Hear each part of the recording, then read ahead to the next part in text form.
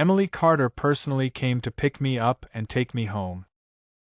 Eichel stood at the entrance of the Inn's Virtue Academy in his striped hospital gown, its sleeves and pant legs dirty. Burn marks from electrode patches scarred his chest and forehead, and bruises and half-healed scabs covered his body beneath the gown. What are you standing there for? Do you want to embarrass yourself even more? Get in. Her words were laced with undisguised disdain.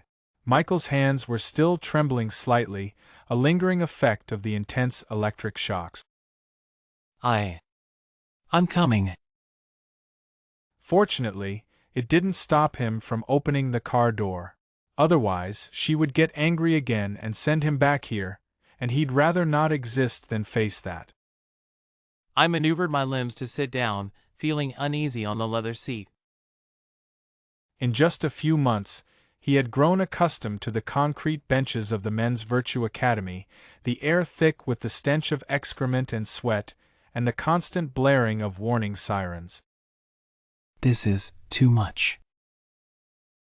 Her car was filled with the custom scent of jasmine, and Bach's cello suite played softly. The unfamiliar environment made his scalp tighten, and he couldn't help but bite his lower lip in anxiety. Michael, did you miss me? Yes. I think I did. She seemed pleased with his fearful expression, leaning in with a smile. Good boy. You've learned. Michael, that seemed to be his name. He hesitated for a moment, then resisted the urge to shrink away and nodded stiffly. It feels like a distant memory being Michael. During this time, he was more often referred to as 1473. 1473, come here. Whenever he heard that, he knew his penance for the day was about to begin. I still prefer the current you. Emily seemed satisfied with his behavior. The Michael who used to glare at her, arrogant and defiant, had been worn down when he became 1473. My love for her had also been extinguished. She pulled him close, and he caught the scent of her woody perfume, the favorite of her male best friend. The old Michael would have pushed her away fiercely and sprayed on his preferred fragrance, but just imagining that scene now filled him with dread. I didn't dare to hate her. I just wanted to stay as far away from her as possible. Any of her actions or emotions would put him on high alert. He despised this version of himself, weak, lowly, nothing more than a disobedient dog in Emily's eyes. I once thought I was no different from the Carter family's biological children, but reality showed me that an adopted child is just that.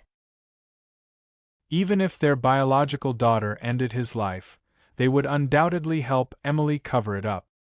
His life and dignity were insignificant compared to their biological children's whims. I suddenly missed my deceased parents terribly. If they were still alive, I would have a home to return to, instead of going back to the Carters as a dog. Michael sat in silence, the weight of his despair. Upon arriving at the Carter residence, Emily Carter pushed Michael into the washroom and tossed a suit she had prepared earlier at him. Put this on. We're attending a family dinner tonight. Michael obediently dressed as she instructed. Emily always liked him in elaborate suit. She and her male friend Daniel Harris had picked out many for him, but he never wore any of them. They would always use the pretext of choosing clothes to mess around in the fitting room, and in the end, they would just throw a few pieces from Daniel's selection at Michael. But now, he would bow and scrape to meet her demands, just to stay as far away from that place as possible. The shower made the scars on his body ache, the steam revealing the fading marks left by Emily. Michael awkwardly put on the suit and stepped out of the washroom, only to run into Daniel Harris. A gentleman should always dress properly, otherwise it would bring shame to the Carter family. His voice was just loud enough for Emily to hear. Emily approached, glanced at Michael's poorly tied tie, and signaled a servant to redo it. My previous secretary made a mistake, so Daniel is temporarily filling in. Michael nodded, lowering his head in embarrassment.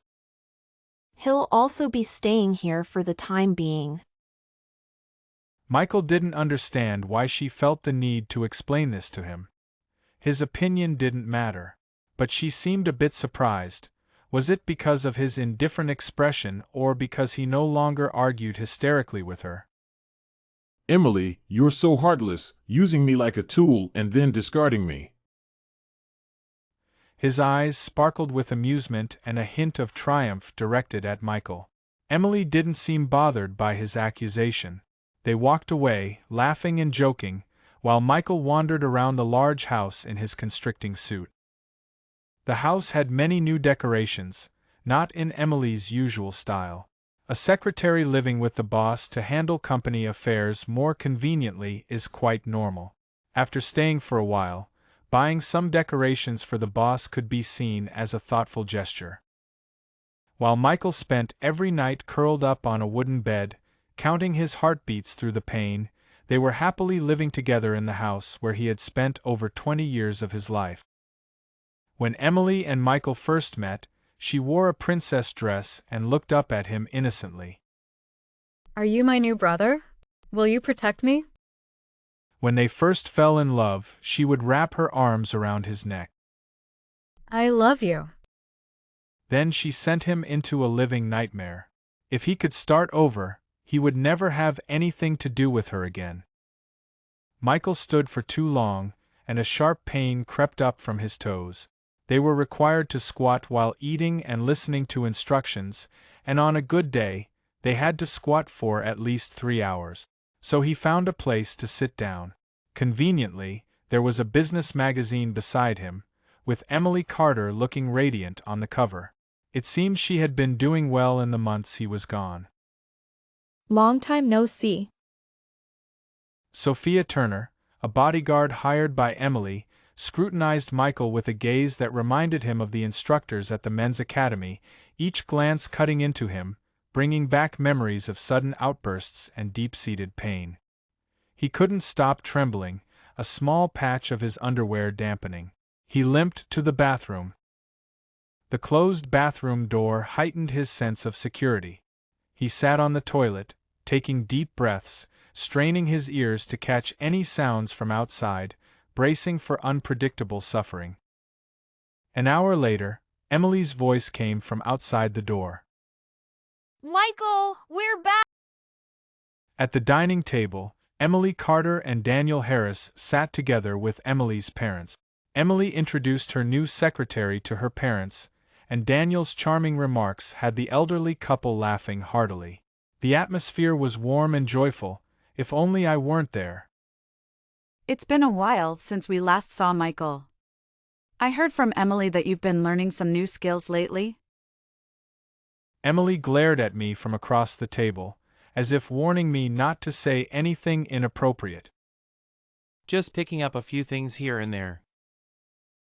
Beads of sweat formed on my forehead, worried that a single misstep might provoke her. That's good. It's always beneficial for young people to learn more. Don't just sit there, eat up. Mr. Carter nodded, pushing a dish closer to me. Emily knows you like this, so she had the housekeeper make it especially for you. I forced a stiff smile, not daring to pick up any food. I knew that once I started eating, I would devour everything like a ravenous dog, leaving nothing behind. This was a skill I had learned during my time as 1473, to secure food for survival and avoid the trainer's harsh punishments. Why isn't Michael eating? Still upset with Emily? A flicker of displeasure crossed Emily's face. She didn't appreciate my defiance, so I hurriedly shoveled food into my mouth, trying to show my compliance. Michael must be missing home-cooked meals. I nodded vaguely, catching a glimpse of Daniel serving Emily a piece of fish. She never used to eat fish, but now she swallowed it happily. It seemed we had both changed quite a bit during this time. After dinner, Emily's parents mysteriously called me aside. As I left, Daniel was wrapping his arm around Emily, discussing plans for the evening on a tablet. Michael, you're not getting any younger. Isn't it time you and Emily got married? The thought of spending my life with Emily filled me with despair. Was this considered defying her? Mr. Carter, I don't want to marry Emily. Emily's parents were taken aback, their expressions shifting unpredictably. Think it over. You've been with Emily for so long. If you really don't want to, we won't force you. I hesitated for a moment, then rolled up my pant leg. I had lost a lot of weight recently, and the trousers Emily had prepared for me were now loose, easily pulled up. My calf was covered in burn scars, inflicted by them because they said the person who sent me didn't care about my body, only that I behaved.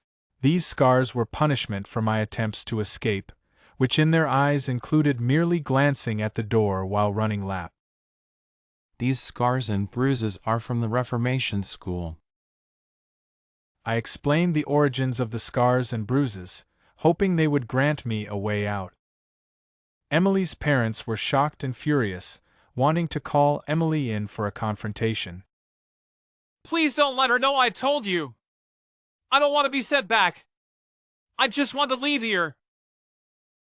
After tearful apologies, they handed me 2 cards, one with 3 million left by my biological parents, and another with 6 million as their expression of regret. Emily must have been misled. She's not a malicious child. I clutched the cards tightly, leaving deep red marks on my palms. Even if she had been misled, the Emily who hadn't visited me once in 3 months, who told me over. I stepped out of the study and found myself face to face with Emily Carter, dressed in a spaghetti-strap nightgown. What took you so long? What were you talking about? She grasped my wrist playfully. The moment she touched me, my body tensed up as if ensnared by a venomous snake. A cold, piercing sensation shot through my wrist, and every cell in my body recoiled from her touch.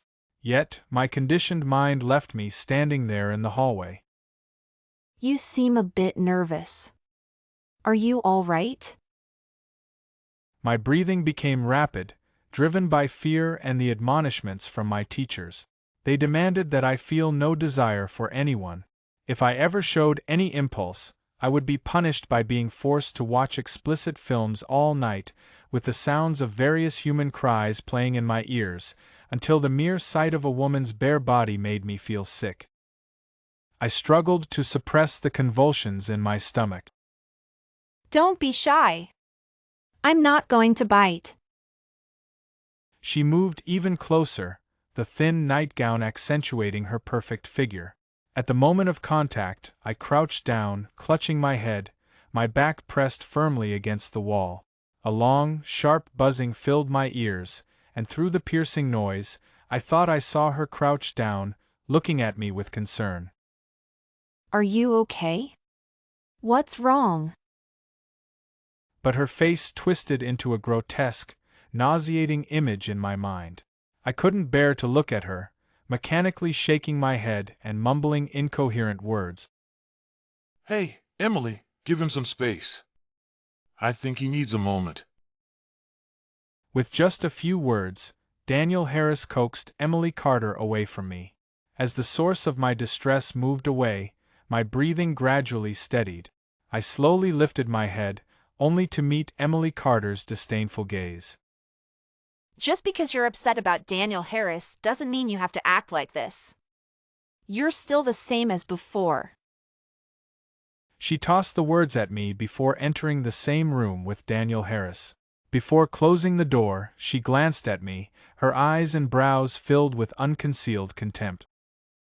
I sat there in a daze, my mind likely fried by the electric currents at the Male Virtue Academy, leaving it in a state of chaos. I could barely comprehend that Emily Carter had grown to despise me once again. Trembling, I became even more convinced that I needed to escape soon. She would definitely send me back in there. I slowly got up and moved to the bedroom, rummaging through the drawer to find my long-unused phone. After several attempts, I finally managed to plug in the charging cable. Sitting on the bed, I clutched the phone and those two thin cards tightly in my hand. These were the only things in this house that truly belonged to me. The moon rose and slowly set again. I endured the vibrations within my skull during the silence, only able to surface from the murky, damp swamp by biting my wrist and feeling the pain. In the early hours, I cautiously made my way out. To avoid alerting Emily Carter, I crawled on my knees, slowly making my way out under the moonlight streaming through the window. I was quite adept at this, making no noise during the process, except for the pain from my swollen, bruised knees. Self-respect had long become the least necessary thing. When I was number 1473, if I knelt before the instructors, barked like a dog, and wagged my hips, they would laugh heartily and pour bottled water on the ground for me to drink. Water mixed with sand was better than the muddy water trampled in the pit, and far better than the liquid flowing from the seniors' crotches. Freedom was within reach, but my ankle was suddenly grabbed from behind. I froze in panic, my mind looping through apologies and clumsy excuses. The overwhelming emotions caused me to breathe heavily, but the oxygen seemed to quickly escape me. Clutching my throat, I lay on the ground, the fear of passing away and the physiological tears overwhelming me. Even in my final moments, I was destined to be this pitiful. A pair of hands suddenly reached out in front of me. These were strong, calloused hands that quickly covered my mouth and nose. Breathe slowly. That cold, indifferent tone was one I had only ever heard from Sophia Turner. My body was forced to press tightly against hers. The fear of danger overpowered my instincts, and I gradually calmed down under her icy gaze. Even after I had calmed down, she did not release her grip. I looked at her with pleading eyes, trying to make myself as small as possible, hoping to survive under the mercy of the strong. This reaction had become a conditioned reflex for me. Are you calm now? She silently let go, then picked me up effortlessly and walked towards the door. It was as if carrying me was no more strenuous than breathing. If she intended to take me back, all I could do was beg for mercy. Outside was a desolate road lined with patches of shade from the trees. Sophia placed me in Emily Carter's unused car, then got into the driver's seat and drove onto the road. Once the Carter residence was out of sight, I finally dared to speak. Where are you taking me? From the rearview mirror, I saw her press her lips together, her usually cold eyes filled with an unshakable sorrow. Home. I don't have a home. I pressed my phone through my clothes, feeling as though it was my only safeguard. It was all I had, 2 thin cards and a slightly thicker piece of metal, the latter being more useful as a weapon. She didn't respond, just drove silently. It felt as if our car was the only living thing in the vast city, and in my long life, I felt as if I was the only one who existed. She drove me to an old, dilapidated building. She opened the car door and asked, Do you need me to carry you up? No, I can manage. I quickly shook my head, scrambling out of the car and following her up to the 3rd floor. The night air was cold, and the old building offered little insulation. I followed her into apartment 302, shivering as I curled up on the sofa. Take it off. I sprang up reflexively, quickly stripping off my clothes until I was completely bare. Before my brain could even process it, I had neatly folded my clothes. In the academy, we often had to be completely undressed, and they had trained us to strip quickly and rejoin the group. Under the dim, dusty light bulb, Sophia examined my scarred body. Her eyes darkened, but she didn't seem surprised. They would shock you, force-feed you medication, beat and insult you, finding the most malicious ways to break your spirit. In there, you weren't a person. You groveled at their feet every day, hoping your family would come for you, but you were just an insignificant number. Tell me, what was your number? 1473. I stood at attention, chest out and head held high. Then she wrapped me in a soft blanket. Her movements were gentle, but her voice remained cold. 1473, dismissed. This institution will no longer accept you. I buried myself in the blanket, feeling my body gradually warm up. It was only then that I truly felt I had left that place. I curled into a ball, trembling and sobbing. She gently patted my back through the blanket. When I had cried myself out, I poked my head out of the blanket, red-eyed, and asked, Did you come to save me? I came to save myself. She told me she once had a brother, a mischievous and adorable boy who would save his allowance to buy her favorite snacks. When her brother was in middle school, he was sent to a place like the one I had been in, on the recommendation of their parents' colleagues, after skipping classes. He called me once, saying he was being mistreated and begged me to save him. But I didn't. I believed the teachers who said he was lying, that everything he said was made up. So I scolded him harshly and told him to stop trying to take shortcuts. Her brother took his own life less than a month after returning home, leaving behind a notebook filled with his experiences of correction. His last entry read, "I hate you all." Then her mother lost her mind, ran out, and was hit by a car. Her father quickly remarried and had a new son. Sophia fought her way through the dark corners of society, using her fists to establish herself in the city. Then why did you send me there? You knew what kind of place it was. Daniel Harris said he had investigated it and assured Miss Carter that it was completely legitimate. I also spoke to people who had been there, and none of them experienced what you did. Do you know what happened to me? Someone who makes a living as a bodyguard would naturally notice any changes in those around them. Besides, you looked exactly like my brother when you came back. Did you really think such pain could be easily hidden? She spoke earnestly, but Emily Carter, who trusted Daniel Harris, still knew nothing. To her, my pain didn't exist. I pondered for a long time. At some point, my world had shrunk to include only Emily Carter and those around her. I was almost completely disconnected from society. The thought of living on my own filled me with fear. This is $3 million. Can you work for me instead? Okay. And so, I began a simple cohabitation with Sophia. After her brother's death, she had been studying how to help trauma survivors rebuild themselves, so she hired a psychologist for me and worked with them to aid my recovery. Although I didn't think my issues were that severe. With their help, the events that had happened to me gradually became blurry. The doctor said it was because the trauma had been so overwhelming that my body was instinctively trying to protect itself by fading the memories. Despite this, I still found myself easily triggered by certain things in daily life. Even though I had forgotten the pain, it was still etched into my body like a brand. As the difficult days passed, I gradually recovered to the point where I could chat briefly with vendors.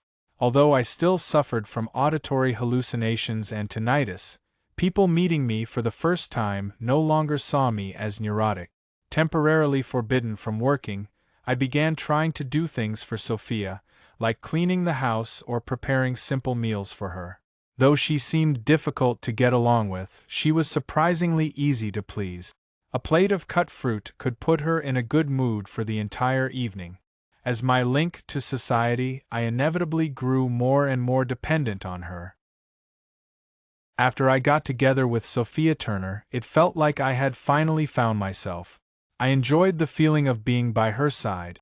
She was always calm and composed with me, and perhaps it was because of this that I could find stability in her presence. When I was overwhelmed with anxiety, feeling lost and disoriented, she was like the North Star, always there to guide me. The memories I shared with her seemed to surpass those I had with Emily Carter over the past 20 years. Perhaps it was because, after forgetting about the Men's Virtue Academy, I began to forget Emily Carter. In the confinement, I ground her name on my tongue and swallowed it, driven by an inexplicable force that kept me from doing something drastic. In less than half a year, I could no longer understand the madness I once felt because of her. But I understood the smile on Sophia's lips, her preference for flat cola, and her liking for stale cookies. I also understood the tight press of her lips when she applied medicine to my old wound. We tacitly agreed to put Emily Carter's name on a high shelf, never to touch it. I wanted to stay with Sophia forever.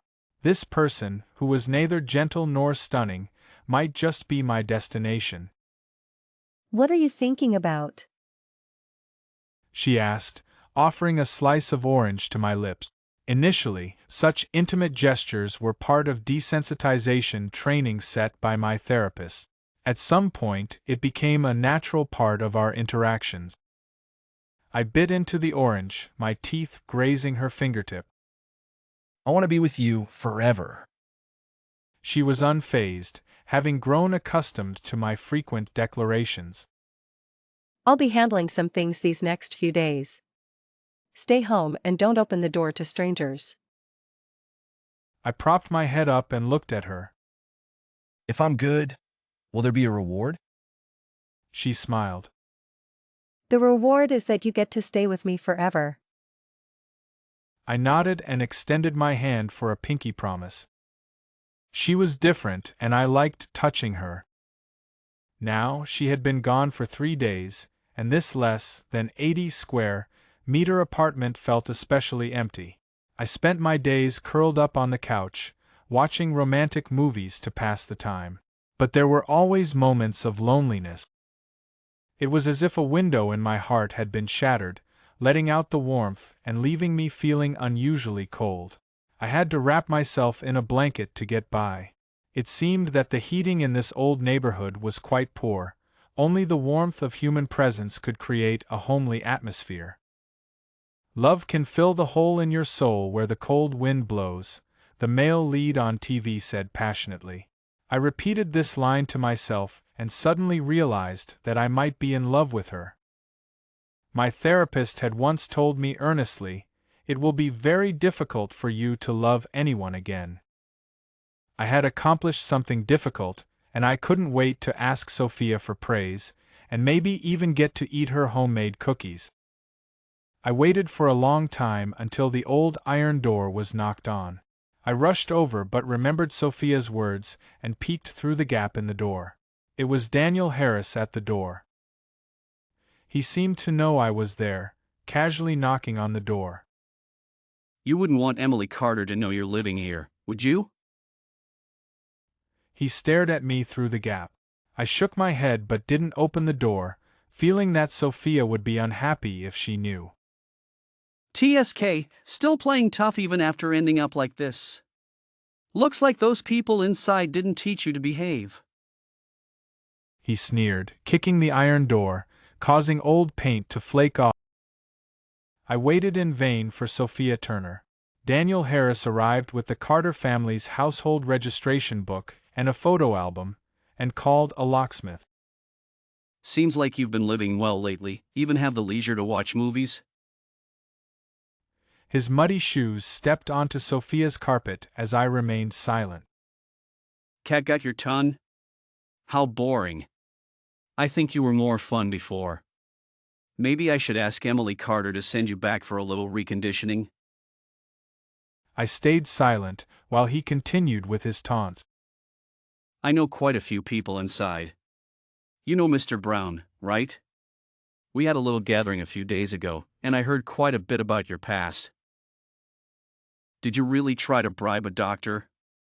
That's hilarious. Did you actually think you were still the adopted son of the Carter family in there? Whether you live well or not is up to me. Emily Carter doesn't care about you at all. Otherwise, why would she believe everything I say?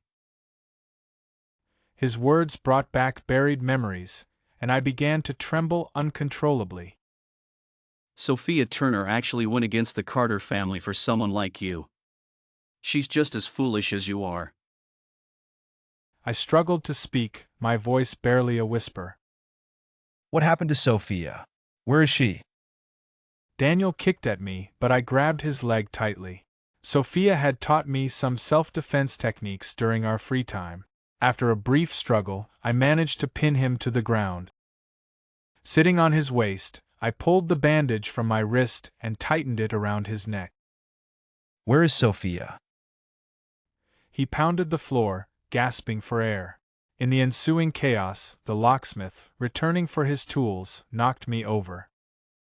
At the police station, Daniel tearfully recounted my alleged assault. The locksmith nodded in agreement. I walked in and saw this gentleman attacking the other gentleman. Sophia had protected me for a long time. Now it was my turn to stand up. He and Emily Carter sent me to a Reformation school for men. He bribed people inside to strip me of my freedom, subjected me to 3 months of confinement and verbal abuse, causing severe physical and psychological trauma.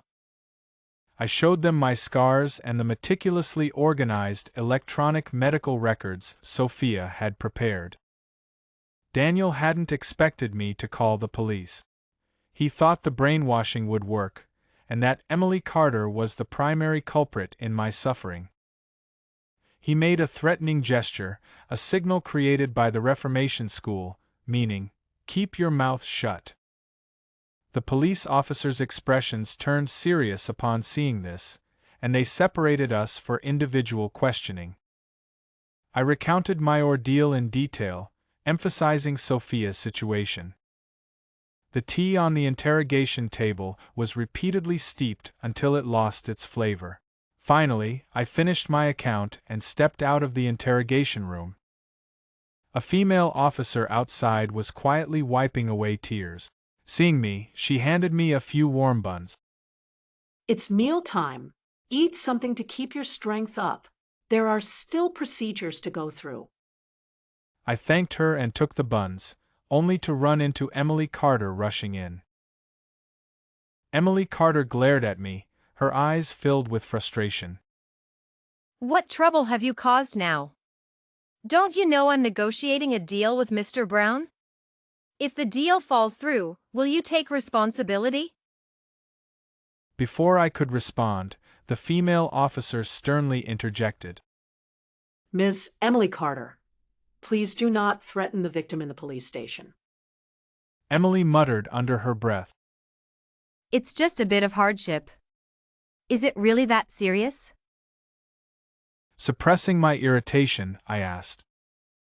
Where's Sophia? She glared at me with resentment. So, you managed to escape on your own. Turns out you were in cahoots with her. No wonder you never came begging for my help. I didn't want to waste any more words on her. I spent the entire day at the police station, uncovering some old incidents from years ago. Apparently, a previous group had quietly regrouped, and I was one of the first students they recruited. The masterminds were Daniel Harris and Mr. Brown, the same Mr. Brown Emily had mentioned. Emily seemed genuinely unaware of everything. After being questioned, she rushed over to me, tears streaming down her face. I didn't know, Michael. I didn't know. I thought the worst that would happen is you'd go hungry for a bit. Daniel Harris didn't tell me it would be like this. She paused, her voice trembling. Yes. It's all that vile man's fault. He approached me just to use me and sow discord between us. Michael, I was wrong. Will you forgive me? Unbelievable. When I warned her to be cautious of Daniel Harris, she accused me of being paranoid. When I begged her to save me, she told me to stop pretending. For 3 months, she seemed to have forgotten about me entirely, not even making a single call to the academy. She claimed ignorance, so she was innocent without guilt. Her meticulously applied makeup was now a mess, tears streaming freely. Looking at her, I felt nothing but disgust. Shouldn't I be the one crying? What right do you have to cry in front of me? Her tear-filled eyes widened. I had never spoken to her with such sarcasm before. Michael, brother? In the past, whenever she called me brother, no matter what she did, I would forgive her. They didn't tell you? I have no ties with the Carter family anymore. I thought. You thought it was just another one of my tricks? Or a lowly test? Don't flatter yourself, Emily. Her face turned pale. I regret it, Michael. I truly love you. If I had known what kind of person he was. You and Daniel Harris are a perfect match. One is a deceitful scoundrel, and the other is always full of regret. Even without Daniel Harris, there would be someone else. You will never change. You will always only love yourself. She stared at me, then began to slap herself in despair. Michael, what will it take for you to forgive me? Send me in too. Hit me, scold me, just stay with me. Not everyone is as lowly as you. I didn't want to look at her anymore and closed my eyes, leaning back on the cold bench to rest. She claimed she would do anything, but once I closed my eyes, she fell silent. Just like when she was a child, she loved to play the victim. But she wasn't a child anymore. She should face the consequences of her actions. Sitting on the cold bench in the police station, I worried if I had opened the door to strangers. After all, I didn't want to open it myself, and Daniel Harris wasn't exactly a stranger. I feared Sophia might revoke my reward because of this. The more I let my thoughts wander, the more I longed to return to the home I shared with Sophia. I missed her terribly. I missed her straight eyelashes, her warm, reassuring hands, and that calm, soothing voice. Tears of frustration rolled down my cheeks. Winning an argument and still crying? Yes, that familiar calm voice. I opened my eyes to see Sophia raising an eyebrow at me. You're back. I missed you. I didn't open the door for him. I know. We'll be together from now on. I noticed new bruises on her fingers and gently touched them, asking, Where did you go? I went to gather evidence and gave those who bullied you a taste of their own medicine. She spoke nonchalantly, giving my fingers a gentle squeeze. But after being confined for 3 months, I knew how much she had endured for those words. I love you. Her fierce eyes softened with affection. I love you too.